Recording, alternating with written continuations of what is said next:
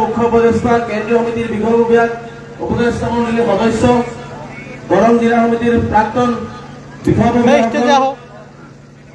আমসুৰ বিভিন্ন পৰ্যায়েৰ বিষয় বিভাগসকল ওদালগুৰি জিলা সমিতিৰ সভাপতি সম্পাদক প্ৰমুখ ওদালগুৰি জিলা সমিতিৰ বিষয় বিভাগসকল তামুলপুৰ জিলা সমিতিৰ সভাপতিকে আদি কৰি মোৰ এই অঞ্চলৰ অতি শ্ৰদ্ধা ৰাইজ মই প্ৰথমতে আপোনালোকক সালাম জনাইছো নমস্কাৰ দিছো আৰু মই 10 মিনিট সময় লম মগৰিবৰ নামাজৰ আজান কেইটা বজাত হয় ভাই 6টা হল মই 6টা বজাৰ ভিতৰতে কেই মিনিট আছে দিয়া মই 10ৰ পৰা 15 মিনিট সময় সভা শেষ কৰি দিম প্ৰথম কথা হৈছে এইখন সভা আমি দুখত পতা নাই সুখত আৰু এইখন সভা আমি সুখত পতা নাই এইখন সভা আমি দুখত পাতিছো এনেকুৱা সভা আমি হাজাৰ হাজাৰ সভা কৰিব লাগিব অসমৰ বুকুত এনেকুৱা সভা হাজাৰ হাজাৰ কৰি অসমৰ ৰাজপথত আমি এদিনাখন ওলাব লাগিব হিমন্ত বিশ্ব শৰ্মা ডাঙৰীয়া যি ষড়যন্ত্ৰৰ সংখ্যালঘুক যি নিধনযজ্ঞ চলাইছে তাক প্ৰতিৰোধ কৰিবৰ কাৰণে এক প্ৰতিৰোধ সংগ্ৰাম কৰিবৰ কাৰণে আজি ইয়াত আমি কিয় একগোট হৈছো আজি অসমৰ মুখ্যমন্ত্ৰী দানৱীয় কায়দাৰে হিটলাৰী পন্থাৰে অসমৰ ধৰ্মীয় সংখ্যালঘুসকলক এটা কথা মনত ৰাখিব অসমৰ মানচিত্ৰৰ পৰা ধৰ্মীয় সংখ্যালঘুসকলক নিক্ষেপ কৰাৰ ষড়যন্ত্ৰ ৰচনা কৰিছে তাক অপৰাই সদৌ সংখ্যালঘু ছাত্ৰ আন্দোলনৰ নেতৃত্বত আমি সংখ্যালঘু সমাজত অসম নহয় সমগ্ৰ ভাৰতবৰ্ষতে মূৰ হকে জীয়াই থকাৰ কাৰণে আমি ৰাস্তা দিব লাগিব যাৰ কাৰণে আজি আমছে অসমৰ বিভিন্ন প্ৰান্তত এই সভাবিলাক আয়োজন কৰিছে দুখ আৰু পৰিতাপৰ বিষয় ভাৰতবৰ্ষৰ বুকুত নহয় বিশ্বৰ বিভিন্ন ঠাইত দেখিছো ৰাজনৈতিক নেতাবিলাকে মানুহৰ লগত অন্যায় কৰে কিন্তু হিমন্ত বিশ্ব শৰ্মা ডাঙৰীয়া যি অন্যায় কৰি আছে ইয়াতকে নিজ মানসিকতা আৰু কুবৃত্তি লৈ কোনো ৰাজনৈতিক নেতাই কোনোদিন কৰা নাই যিটো হিমন্ত বিশ্ব শৰ্মা ডাঙৰীয়াই বিশেষকে ধৰ্মীয় সংখ্যালঘুসকলৰ লগত কৰি আছে ক্ষমতাৰ কাৰণে 26ৰ নিৰ্বাচনী বৈতৰণি পাৰ কৰিবৰ কাৰণে অসমৰ মুখ্যমন্ত্ৰী ডাঙৰীয়াই আজি 70-80 বছৰীয়া বৃদ্ধাৰ চকুৰ পানী দি মাটিত পেলাইছে আজি কণ কণ শিশুসকলৰ মুখৰ ভাত কাঢ়ি লৈছে ইয়াৰ বিচাৰ কিন্তু এদিনাখন অসমৰ মাটিতেই হ'ব এইটো আমি দেখিবলৈ পাম অসমৰ ৰাইজেই কৰিব লগতে নেদেখা যেন ঈশ্বৰ গড আল্লাহ ভগৱান আছে তেওঁ যি অন্যায় কৰি আছে ইয়াৰ বিচাৰো কিন্তু নেদেখা যেনেই কৰিব নেদেখা যেনেই কৰিব আমি উৎসৱ বিৰোধী নহয় অসমৰ বিভিন্ন প্ৰান্তত কিছুমান বিজেপিৰ দালাল নমাই দিছে যে আমছে উৎসৱৰ বিৰোধিতা কৰে আমছে বাংলাদেশীৰ পক্ষ লয় মই এই দৰং জিলাত কৈ গৈছো আমছে কেতিয়াও বাংলাদেশীৰ পক্ষ লোৱা নাই আৰু আহিবলগীয়া দিনবিলাকতো বাংলাদেশীৰ পক্ষ নহয় 1971 চনৰ 25 মাৰ্চৰ পিছত কোনো মুছলমান বাংলাদেশী যদি আছে হিমন্ত বিশ্ব শৰ্মা দেখুৱাই দিয়ক বুকুত ধৰি বাংলাদেশ বৰ্ডাৰ পাৰ কৰি দায়িত্ব আমচুৱে ল'ব কিন্তু 71ৰ আগৰ মানুহৰ গাত হাত দিব এইটো সহ্য কৰা নহ'ব 71ৰ আগৰ মানুহৰ গাত হাত দিব এইটো সহ্য কৰা নহ'ব আজি মুখ্যমন্ত্ৰী ডাঙৰীয়াৰ বুকুত সাহস নাই আজি মুখ্যমন্ত্ৰী ডাঙৰীয়াৰ বুকুত সাহস নাই 71ৰ পিছত বাংলাদেশী অসমৰ পৰা খেদিবৰ কাৰণে মই হিমন্ত বিশ্ব শৰ্মা ডাঙৰীয়াক চেলেঞ্জ কৰিছো যদি আপুনি অসমক ভাল পায় অসমৰ জাতিকৰণ প্ৰক্ৰিয়াক ভাল পায় এখন বিদেশী মুক্ত অসম কৰিব বিচাৰে 71ৰ পিছত হোৱা হিন্দু মুছলমান অসমৰ পৰা খেদি পঠিয়াই দি মুখ্যমন্ত্ৰী সাহস দেখুৱাই দিয়ক দম আছে যদি কিন্তু সেইটো তেওঁ নকৰে তেওঁৰ টাৰ্গেট হৈছে ধৰ্মীয় সংখ্যালঘু আজি আপোনালোকে দেখিছে নহয় উৎসৱ দেখিছে নহয় এই উৎসৱ সম্পূৰ্ণ সাম্প্ৰদায়িক আৰু ধৰ্মীয় মেৰুকৰণ কৰি কৰা হৈ আছে আজি এই উৎসৱ সম্পূৰ্ণ ধৰ্মীয় মেৰুকৰণ কৰি কৰা হৈছে বাছি বাছি ধৰ্মীয় সংখ্যালঘুসকলক উচ্ছেদ কৰা হৈছে মই দৰঙৰ পৰা মুখ্যমন্ত্ৰীক চেলেঞ্জ কৰিছো আপুনি কাইলৈ যিটো উৰিয়াম ঘাটৰ উচ্ছেদ কৰিব আপুনি ৰাজহুৱা কৰক উৰিয়াম ঘাটৰ ৰেংবা বনাঞ্চলত কোন মানুহ কিমান কোন জাতি জনগোষ্ঠী আছে তাক আগত ৰাজহুৱা কৰক যদি ফৰেষ্ট হয় ফৰেষ্টত যদি মুছলমান থাকিব নোৱাৰে ফৰেষ্টত বেলেগও থাকিব নোৱাৰিব যদি ফৰেষ্টে খালী কৰিবলগীয়া আছে সাহস নাই মুখ্যমন্ত্ৰী ডাঙৰীয়া। গুৱাহাটীত নোটিছ দিছে, যোৱাকালিৰ পৰা দেখি আছো গুৱাহাটীৰ কোনোবা পাহাৰত কাৰোবাক মালিগাঁৱৰ কোনোবা পাহাৰত নোটিছ দিছে, বাছি সেই মুছলমান কেইজনক দিয়া হৈছে। এনেকুৱা ধৰণৰ অত্যাচাৰ চলোৱা হৈছে। সোণাইৰূপা অভয়াৰণ্য, তেজপুৰৰ কাষতে সোণাইৰূপা অভয়াৰণ্যত কোনে বেদখল কৰিছে? মুখ্যমন্ত্ৰীয়ে ৰাজহুৱা কিয় নকৰে? কোনে বেদখল কৰিছে? সোণাইৰূপা অভয়াৰণ্য কেতিয়া মুক্ত হব? কেতিয়া বেদখল মুক্ত হব? মুখ্যমন্ত্ৰী ৰাজহুৱা কৰক। গোৱালপাৰাৰ পাইকানত উচ্ছেদ কৰিলে, মই দৰঙৰ মাটিত কৈ গৈছো, পাইকান কেতিয়াও ফৰেষ্ট নাছিলে। পাইকানত কেবিনেট বৈঠক বহি টংকেশ্বৰ ৰাভাৰ নাম আপোনালোকে শুনিছে নহয়? ৰাভা আসাম সাহিত্য পৰিষদৰ অধ্যক্ষ সেই টংকেশ্বৰ বাহাদুৰ ৰাভাহঁতৰ দৰে ব্যক্তিয়ে হাজাৰ বিঘা ফৰেষ্টৰ মাটি দখল কৰি ৰবৰ বাগান আৰু চাহ বাগান আৰু তামোল বাগান বনাইছে। সেইবোৰ বচাবৰ কাৰণে মুছলমানক টাৰ্গেট কৰি ৰেভিনিউ ভিলেজত ফৰেষ্ট বনাই মুখ্যমন্ত্ৰীয়ে মুছলমানক উচ্ছেদ কৰিছে। ইয়াৰো বিচাৰ হব লাগিব। স্পষ্টকে দৰঙত কৈ গৈছো, যিসকল অফিচাৰে গোলামী কৰি, মুখ্যমন্ত্ৰী গোলামী কৰি সাধাৰণ নিৰহী মানুহক, ভাৰতীয় অসমীয়া এই সংখ্যালঘুসকলক অত্যাচাৰ কৰিলে আমি ইয়াৰ যোগ্য প্ৰত্যুত্তৰ দিম আৰু আইনৰ কাঠ কৰাত থিয় কৰাবলৈ বাধ্য কৰাম।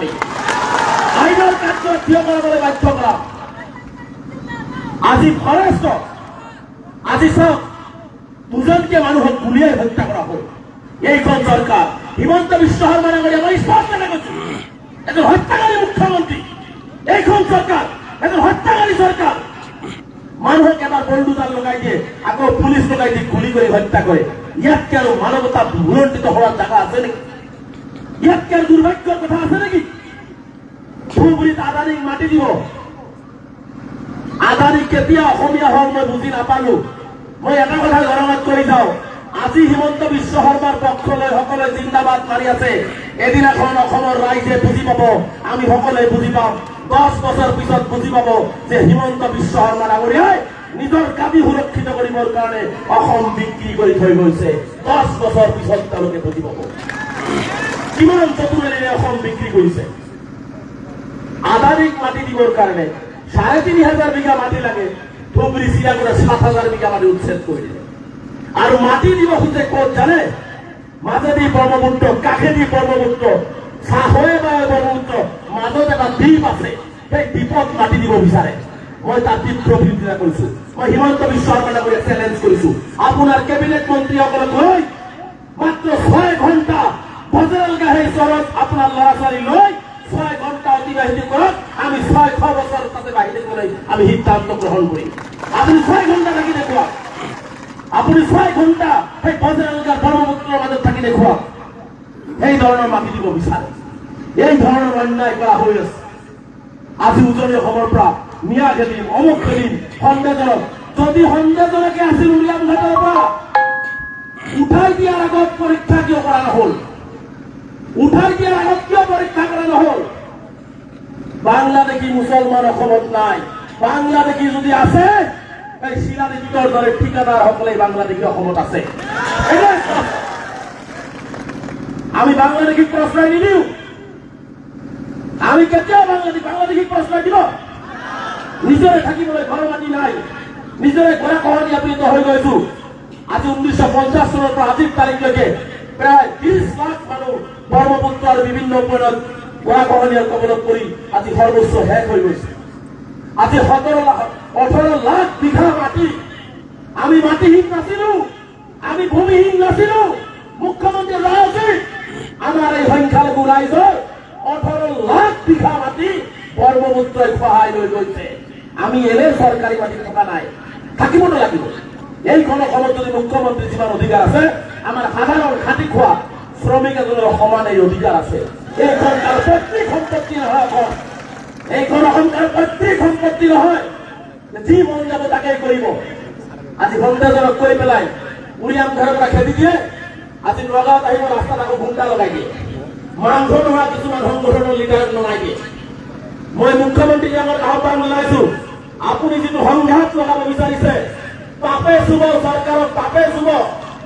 আমি ইসলাম ধৰ্ম বিশ্বাস কৰো, আমি শান্তিপ্ৰিয় ৰাইজ, আমি সদায় শান্তিক বিশ্বাস কৰো, আমি সদায় সমন্বয়ক বিশ্বাস কৰো, আমি ঘৃণাক কেতিয়াও বিশ্বাস নকৰো। আমি হিন্দু মুছলমান বুজি নাপাওঁ, আমি মানুহ বুজি পাওঁ, মানৱতা বুজি পাওঁ, কিন্তু মুখ্যমন্ত্ৰী ডাঙৰীয়াই বুজি পায় হিন্দু আৰু মুছলমান। যিটো আমি বুজি নাপাওঁ, আমি মানুহ আৰু মানৱতা বুজি পাওঁ। হয়নে? মুছলমানে কেতিয়াও হিন্দু মুছলমান নকৰে আৰু ভৱিষ্যতে নকৰিব। আৰু এইজন মুখ্যমন্ত্ৰীয়ে অসমত অসমীয়া জাতিক ফান বান কৰি হিন্দু মুছলমান কৰি এটা সংঘাত সৃষ্টি কৰিবৰ কাৰণে মুখ্যমন্ত্ৰীয়ে নিজৰ গাদী সুৰক্ষিত কৰিবৰ কাৰণে এইবোৰ কাম কৰি আছে। আৰু এই পাপৰ ফল এই বিজেপি চৰকাৰে ভুগিব লাগিব, এই পাপৰ ফল ভুগিব লাগিব। আজি ডাঙৰ ডাঙৰ কথা কয় যে ল'ৰা ছোৱালীক পঢ়া, মোকো যদি উচ্ছেদিত পৰিয়ালৰ মানুহে কয় যে মোৰ ল'ৰা ছোৱালীক পঢ়াব লাগে, পঢ়াই দিম। মই মুখ্যমন্ত্ৰী ডাঙৰীয়াক কওঁ, আপোনাৰ অন্যায় বলি হৈ আপোনাৰ বল্ডুজাৰৰ তলত পৰি আমাৰ ল'ৰা ছোৱালীৰ কিতাপ পাতি স্কুল কলেজ বল্ডুজাৰৰ তলত পৰি মাটিত গৈছে। ৭,০০০ ছাত্ৰ ছাত্ৰী স্কুলৰ পৰা বঞ্চিত হৈছে। সেইসকলক কেতিয়া স্কুল দিব মুখ্যমন্ত্ৰী ডাঙৰীয়া? এবাৰ অসমৰ ৰাইজে জানিব বিচাৰিছে, সংখ্যালঘু ৰাইজে জানিব বিচাৰিছে। ৭,০০০ ছাত্ৰ ছাত্ৰীক কেতিয়া স্কুল দিব আপুনি? এই ধৰণৰ কাৰসাজি চলিছে। গতিকে আমি আমাৰ প্ৰথম দাবী হৈছে যিসকলক উচ্ছেদ কৰা হ'ল তেওঁলোকক পুনৰ সংস্থাপন দিব লাগিব, লাগিব নাই? আৰু মই মুখ্যমন্ত্ৰী ডাঙৰীয়াক বাৰে বাৰে কৈছো, কাপুৰুষৰ দৰে চৰকাৰ আৰু প্ৰশাসনে পিছফালৰ পৰা গুলী নামাৰিব, সন্মুখৰ পৰা আহি আলোচনাৰ জৰিয়তে সমস্যাৰ সমাধান কৰক। যদি উচ্ছেদ কৰিব লাগে, আপোনাক যদি মাটি লাগে, আপোনাৰ চৰকাৰৰ যদি মাটিৰ খক হৈছে, তেনেহলে য'ত উচ্ছেদ কৰিব আগতীয়াকে আলোচনা কৰি সেই উচ্ছেদিত মানুহখিনিক, ভূমিহীন মানুহখিনিক ক্ষতিপূৰণ দি তেওঁলোকক ভূমি দি তাৰ পৰা উচ্ছেদ কৰক, আলোচনা কৰক। কিন্তু আলোচনা নকৰে, আলোচনা নকৰে। তেওঁ দিল্লীত দেখাব লাগিব, মুম্বাইত দেখাব লাগিব যে মই হিন্দুৰ মানুহ, হিন্দুৰ ৰজা। এটা কথা মনত ৰাখিব, হিটলাৰেও কিন্তু বিশ্বত টিকি থাকিব পৰা নাই, ফ্ৰাউনে কিন্তু টিকি থাকিব পৰা নাই, যিয়ে আল্লাহ দাবী কৰি বহিছিল। গতিকে আপুনিতো হিমন্ত বিশ্ব শৰ্মা ডাঙৰীয়া, আপুনিও কিন্তু মানুহক অন্যায় কৰি, মানুহক ঘৰ বাৰী ভাঙি দি, মানুহৰ মুখৰ খাপ কাঢ়ি লৈ, মানুহৰ বৃদ্ধা পিতৃ মাতৃক মৃত্যুৰ মুখলৈ ঠেলি দি আপুনিও আপোনাৰ চৰকাৰেও শান্তিত শুই থাকিব নোৱাৰিব। এইটো স্পষ্ট। সেইকাৰণে আজিৰ এই অৱস্থান ধৰ্মঘটক আমি কৈছো যে ভূমিহীন মানুহক ভূমি দিয়াৰ ব্যৱস্থা গ্ৰহণ কৰক, উচ্ছেদিতসকলক পুনৰ সংস্থাপনৰ ব্যৱহাৰ কৰক, আৰু য'ত উচ্ছেদ কৰিবলগীয়া আছে আলোচনাৰ জৰিয়তে সমস্যাৰ সমাধান কৰক। এইখন অসমত মুখ্যমন্ত্ৰী ডাঙৰীয়া বল্ডুজাৰ চলালেও, আমাক গুলি কৰি মাৰিলেও, এই ভূমিতেই জন্মগ্ৰহণ কৰিছো, এই ভূমিতেই মৃত্যুবৰণ কৰিম। আপোনাক ঠেলি গুটি আপুনি অসমৰ বাহিৰ কৰি দিয়াৰ দল আপোনাৰ নাই, দল আপোনাৰ নাই। এইখন অসম আমাৰ, এইখন অসম আপোনাৰ, যেনেকুৱা আমাৰো সেইখন অসম। গতিকে আপুনি ঠেলি গুটি মানুহক পেটত গামোচা বন্ধাই নখাই মাৰিব পাৰিব, কিন্তু আপুনি জীয়াই থকাৰ পৰা আপুনি বঞ্চিত কৰিব নোৱাৰে। মানুহ জীয়াই থকাৰ মালিক হৈছে আল্লাহ। গতিকে আমি, আপুনি যদি ভাবিছে সংখ্যালঘুক বল্ডুজাৰ লগাই পুলিচৰ গুলি দি মৃত্যুবৰণ কৰাই, মানুহক বেঘৰ কৰি, মানুহৰ মুখৰ ভাত কাঢ়ি সংখ্যালঘুক শেষ কৰি পেলাব, আপুনি কৰু গছত কোঠাও ভাবিছে। সংখ্যালঘুক যিমানেই অন্যায় কৰিব, সংখ্যালঘুসকলে মূল অসমকে পৰিশ্ৰম কৰি হলেও আমি আকৌ অসমৰ সন্তান হিচাপে অসমত জিলিকি উঠিম। এইটো স্পষ্ট, আকৌ অসমত জিলিকি উঠিম। গতিকে মই বেছি সময় নলওঁ। দ্বিতীয়টো কথা হৈছে যে এই অঞ্চলবিলাক বিজেপিৰ অন্তৰ্গত নাছিল, কিন্তু চৰকাৰে চক্ৰান্তমূলকভাৱে এই মানুহখিনি বিজেপিৰ অন্তৰ্ভুক্ত হৈছে। বিজেপিত যাবলৈ তেওঁলোকে মানা কৰিছে। জনসাধাৰণে য'ত নিবিচাৰে চৰকাৰে কিয় বাৰে বাৰে জাপি দিব বিচাৰে? য'ত জনসাধাৰণৰ সন্তুষ্টি নাই, য'ত জনসাধাৰণৰ মন যোৱা নাই, য'ত তেওঁলোকে আছিলে দৰং জিলাত, সেই দৰং জিলাতে তেওঁলোকক ৰখাৰ ব্যৱস্থা গ্ৰহণ কৰিব লাগিব। সেই দৰং জিলাতে ৰখাৰ ব্যৱস্থা গ্ৰহণ কৰিব লাগিব। যিহেতু মানুহখিনি যাব বিচৰা নাই, মানুহখিনিক জোৰ জবস্তি কৰি কিয় লৈ যাব বিচৰা হৈছে? গতিকে নিৰ্বাচন আহি আছে, নিৰ্বাচনৰ আগে আগে অসম চৰকাৰ আৰু বিজেপি চৰকাৰে আলোচনাৰ জৰিয়তে এই মানুহখিনি য'ত থাকিব বিচাৰে তাত তেওঁলোকক শান্তিত থকাৰ ব্যৱস্থা গ্ৰহণ চৰকাৰে কৰি দিব লাগে। এই সমাজ আজি আহ্বান জনাইছো। আমি অসমৰ মুখ্যমন্ত্ৰীক আহ্বান জনাইছো যে আপুনি মানুহক ঠেলি গুটি যেনেকুৱা বল্ডুজাৰ লগাই আপুনি বেহল কৰি আছে। আপুনি এজন মানুহ এখন জিলাত নাযাবই, তেওঁ নিজৰ যিখন জিলাত যিখন জেগাৰ বাসিন্দা তাতে থাকিব, তাক আপুনি ঠেলি গুটি পঠিয়াব নোৱাৰে। তাক আপুনি ঠেলি গুটি পঠিয়াব নোৱাৰে। ইয়াত আপোনাৰ বন্ধুতাৰ ক্ষমতা নাথাকে। গতিকে মই স্পষ্টকৈ কৈছো, এই প্ৰতিবাদ বিটিচিৰ ভিতৰত অন্তৰ্ভুক্ত কৰাৰ প্ৰতিবাদ আজি হৈছে। এই প্ৰতিবাদ আগন্তুক দিনত হ'ব। পৰৱৰ্তী পৰ্যায়ত খুব আছে যদি অসম চৰকাৰ, আমি আমচুৰ ফালৰ পৰা আপোনালোকক কথা দিছো, আমি অসম চৰকাৰ, অসমৰ মুখ্যমন্ত্ৰী আৰু চিফ ছেক্ৰেটাৰীক আমি ৰিটেন আকাৰে এই কথাখিনি আমি 2 দিনৰ ভিতৰতে জনাম যে আমাক এটা ৰিজাল্ট লাগে। আমি বিটিচিৰ ভিতৰত যাব বিচৰা নাই। আমাক বিটিচিৰ পৰা বাহিৰ কৰি দিয়া হ'ব নে নাই, অসম চৰকাৰৰ স্থিতি স্পষ্ট কৰিব লাগে। আমি তেওঁলোকৰ স্থিতি স্পষ্ট হোৱাৰ পিছতে আমি সৰ্ববৃহৎ যি সিদ্ধান্ত ল'ব লাগে ৰাইজৰ লগত আলোচনা কৰি আমি পৰৱৰ্তী পৰ্যায়ত আমি ক'ত থাকিম, কি কৰিম, কেনেকে কৰিম, আমি আইনগতভাৱে যাম নে আমি আন কিবা সিদ্ধান্ত ল'ম। আমি প্ৰথমতে আমাৰ কথাখিনি, এই যে ৰাজহুৱা প্ৰতিবাদ হ'ল, এই প্ৰতিবাদৰ চিত্ৰখিনি আমি আগত মুখ্যমন্ত্ৰীক অৱগত কৰোঁ, চিফ ছেক্ৰেটাৰীক অৱগত কৰোঁ, ইলেকশ্যন কমিশনক আমি অৱগত কৰোঁ। কৰাৰ পিছত তেওঁলোকৰ ৰিজাল্ট যি আহিব, যদি ভাল ৰিজাল্ট আহে আমি ভাল, যদি বেয়া ৰিজাল্ট আহে সিদ্ধান্ত আমি ৰাইজে সকলে মিলি সিদ্ধান্ত ল'ম আমি কি কৰা উচিত হ'ব, হয় নে? গতিকে এইখিনিয়ে কথা।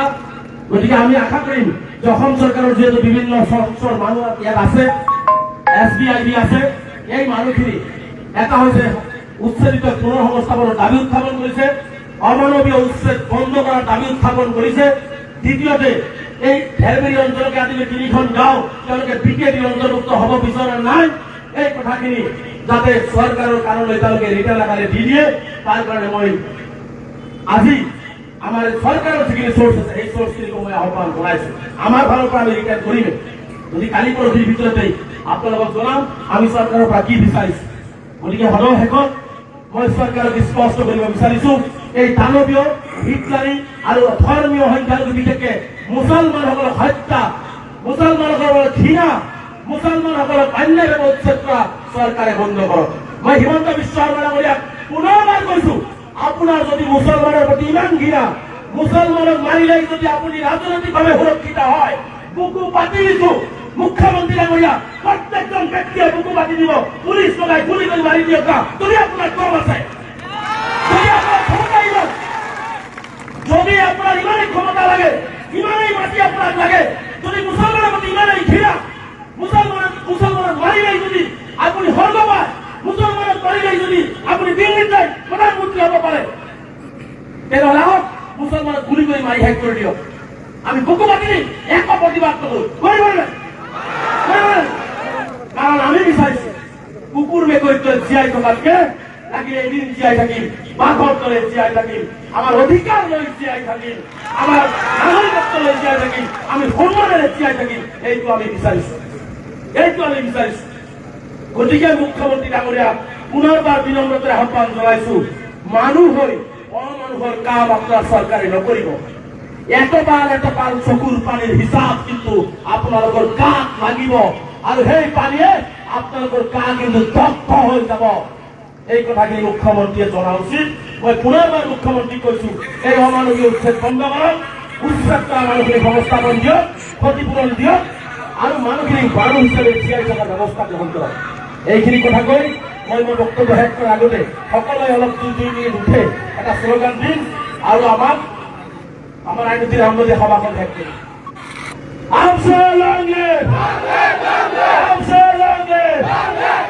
অমানবীয় উচ্ছেদ বন্ধ করো, অমানবীয় উচ্ছেদ বন্ধ করো, অমানবীয় উচ্ছেদ বন্ধ করো। আমার ভূমি লাগিবই, আমার ভূমি লাগিবই। সংখ্যালঘু গুলি করে হত্যা করা বন্ধ করো, সংখ্যালঘু গুলি করে হত্যা করা বন্ধ করো।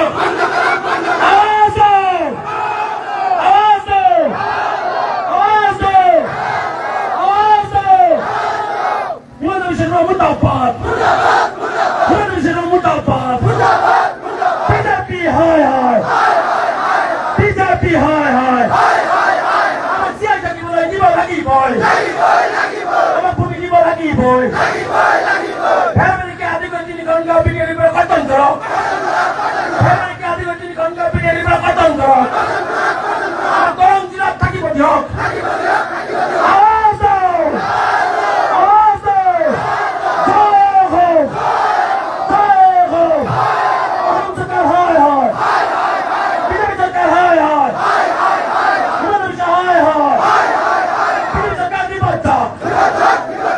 ধন্যবাদ আমাৰ আইনুদ্দিন আহমেদে বাকি সভাখিনি শেষ কৰি মোৰ বক্তব্য ইয়াতে সামৰণি মাৰিছোঁ। সম্মানীয় ৰাইজ সকলো অকণমান বহিব, বেছি সময় কথা নাপাতো। মই আপোনালোকৰ সন্তান, মোৰ কথা আপোনালোকে শুনাই পাই থাকে, তথাপি অকণমান আমি আলাপ আলোচনা কৰিম, কৰি সিদ্ধান্ত ল'ম